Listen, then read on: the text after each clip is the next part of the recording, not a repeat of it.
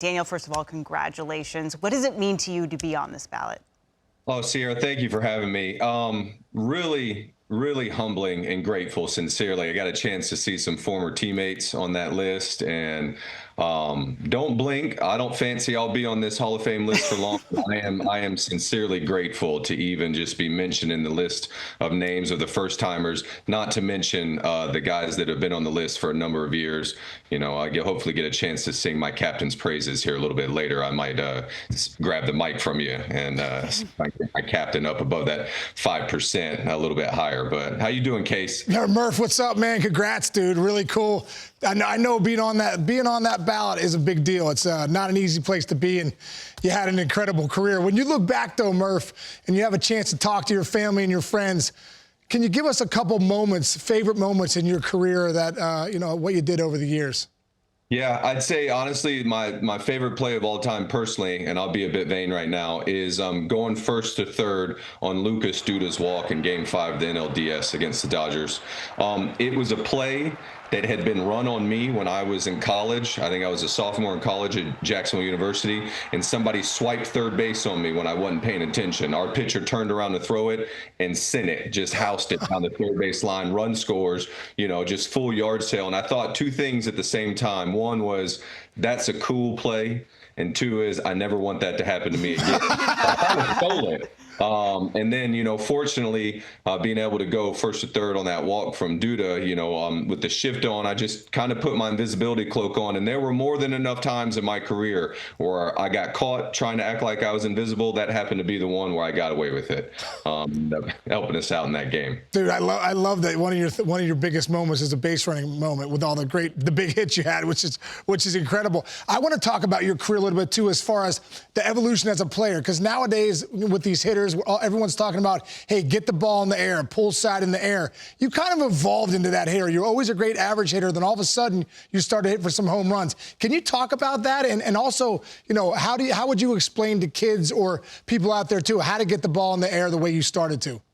Yeah, I think that, I feel so blessed. My father threw to me when I was growing up a ton. It helped with my accuracy. I've got a younger brother, Jonathan Murphy, who played professionally. He coaches here locally in Jacksonville with a great team. And I was pretty accurate. And so whenever Kay Long and I and Pat Rosser were able to get together in 2015, it was like, if you're going to be accurate, let's try and see if we can do two things. One, get a good ball to hit, and two, play against the outfielders when the scoreboard tells you to. And you know what it's like, Dave. It's like you lead an inning off. We're trying to hit doubles. And if you want to hit a double, the only way you're really going to do it consistently is to play against the outfielders. Now, I'm not a big boy. I'm not like Aaron Judge and Paul Goldschmidt and Cal Raleigh, who can take on the big carry. So I decided to try to play against the right fielder about 500 times. That was my goal. Get a good ball to hit. And if I play against the right fielder enough times, I'm eventually going to get you, like a game of blackjack.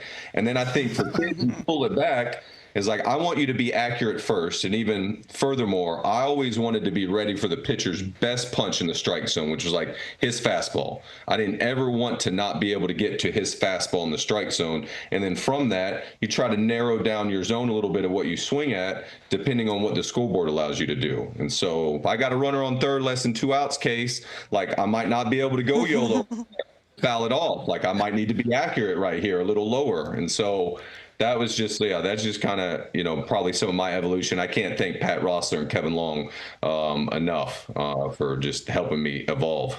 That's awesome. In 2015, you homered in 6 straight games. I thought that was going to be the highlight of your career, Daniel, but you didn't go with that one. But what do you miss the most about the game, and what was the highlight off the field that happened during your career? I would say I miss the relationships the most. I miss the relationships. And then a second is I miss that pitcher-batter matchup. I miss being in that, heavyweight fight in the ring with pitchers away from you. That I enjoy. But it's the relationships that I miss as well, too. And it makes me think of, David Wright. And it's not just one moment. off the field, it's what David was off the field. If David was driving you home from an event, which he always was, he was always driving, he loved to drive, was like he would take you all the way to your door, even if it was a couple minutes out of his way. Like he was just always looking to serve his teammates. And I think that I feel, blessed to be able to play with him. And then it has rolled over. You saw it in his career, but also as a father and a husband. And right now, while I got you, Case, like Hall of Fame's got a little bit of a choice to make. They're going to be a smaller Hall of Fame, bigger Hall of Fame. I mean, it's going to be tough to get these counting stats now. Guys don't get counting stats like they used to. Like each generation gets a little less counting stats than the one before, and makes me think of like my captain, number 5's Pete. Like through the age of 30, he's in the top 10 of third base production. So that's my guy. Now I'm not worried about too many check marks next to my name on this ballot. So I'm just going to shine the light on my captain. I love it. I love it. What's going on? So he was ferrying you around. How often did you give him gas money? Oh, number 5 is good for it. We don't need to pass the hat for him. All right. David is a good well. All right. And if he's listening right now, the next time we get together, he's buying as well. So I'm going to pick a fun position on that. Dude, I'll tell you what, you talk about the captain. You're right, man. David Wright. I mean, if you go look at his numbers, I always feel like you got to continue to evaluate and look at how good he was in the peak years and what he did. You also played with a young Bryce Harper. When you go back and see Harp right now in his game, what was he like back when you were with him with the Nationals? I think his same commitment to detail and fierce intensity to compete and win has always been there.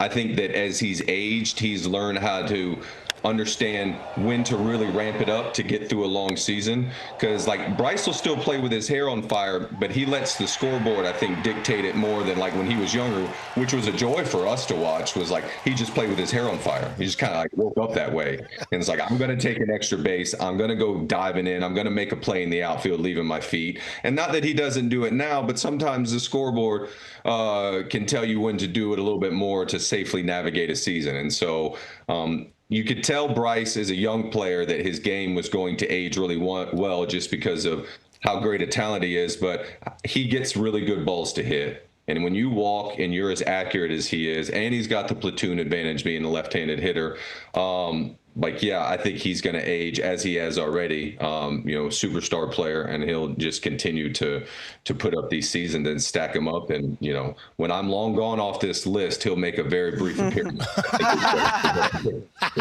Oh, no doubt about that. No doubt. Yeah. Daniel, thanks so much for the time, and congratulations once again. We always have a fun time talking to you.